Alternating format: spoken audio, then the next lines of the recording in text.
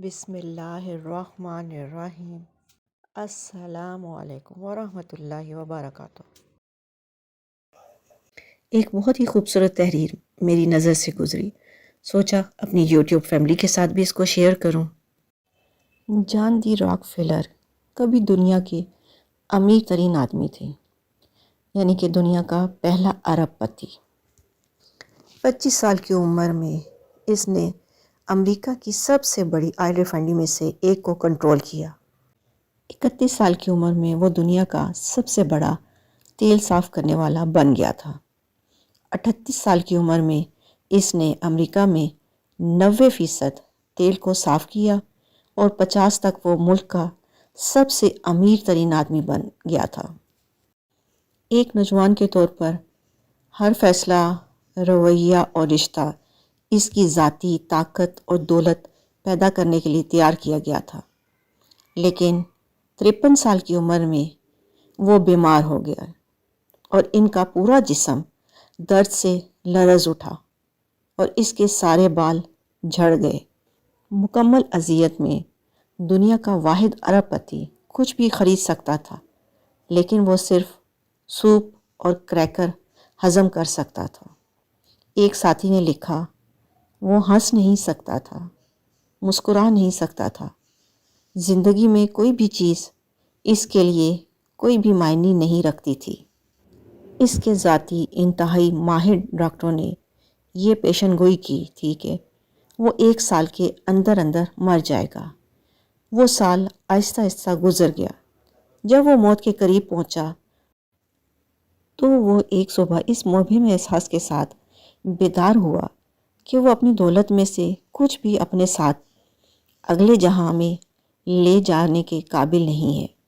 وہ آدمی جو کاروباری دنیا کو کنٹرول کر سکتا تھا، اچانک ایسا ہوا کہ وہ اپنی زندگی کے کنٹرول میں نہیں ہے۔ اس کے پاس ایک انتخاب رہ گیا تھا۔ اس نے اپنے اٹارنی، اکاؤنٹنٹ اور مینیجر کو بلایا اور اعلان کیا کہ وہ اپنے اثاثوں کو ہسپتال، تحقیقاتی اداروں اور خیراتی کاموں میں منتقل کرنا چاہتا ہے۔ جان ڈی راک فیلر نے اپنی فاؤنڈیشن قائم کی۔ یہ نئی سمت بالآخر پینسلین کی دریافت کا باعث بنی، ملیریا، تپیدق اور خوناک کے علاج کے باعث بنی۔ لیکن شاید راک فیلر کی کہانی کا سب سے حیرت انگیز حصہ یہ ہے کہ جس لمحے اس نے اپنی کمائی ہوئی تمام چیزوں کا ایک حصہ واپس دینا شروع کیا، اس کے جسم کی کیمسٹری میں اس قدر نمایاں تبدیلی آتی چلی گئی کہ وہ بہتر سے بہترین ہوتا چلا گیا۔ ایک وقت کہ ایسا لگتا تھا کہ وہ 53 سال کی عمر میں مر جائے گا، لیکن وہ 98 سال کی عمر تک زندہ رہا۔ مال خیرات کرنے سے وہ تندرست ہو گیا۔ گویا یہ خیرات نام کی چیز بھی ایک طریقہ علاج ہے، اسے بھی آزما کر دیکھیں۔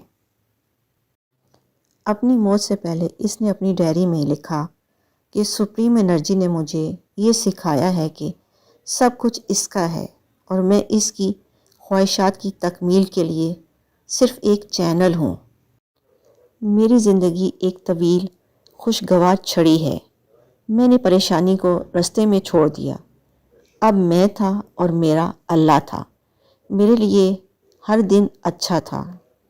دنیا میں ہر چیز اور ہر بات کا حرف آخر صرف اور صرف اللہ تعالیٰ کی ذات ہے۔ اگر آپ نے اس کی مرضی کے مطابق جینا شروع کر دیا تو آپ کی زندگی کی تکالیف کم ہونا شروع ہو جائیں گی، اور اگر آپ نے اس کی مرضی کے مطابق زندگی نہ گزاری تو زندگی میں بہت ساری بیماریاں، پریشانیاں آپ کے سامنے آتی رہیں گی۔ دنیا میں آپ دولت مند تو ہو سکتے ہیں، لیکن پرسکون نہیں ہو سکتے۔ تو اللہ تعالیٰ کی بتائے ہوئے طریقے پر زندگی گزاریں اور اپنے آپ کو پرسکون رکھیں۔